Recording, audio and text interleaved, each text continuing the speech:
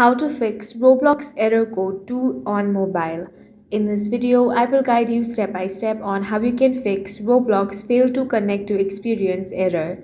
The first thing you want to do is launch open your settings, then scroll down a bit and tap on apps. Now a list of all the applications will be shown over here. Simply scroll down and find Roblox. Go ahead and select that. Now select storage. Here tap on clear cache, then tap on clear data and tap on the delete option. Once that is done, launch open Roblox. Now you will have to log into your account again.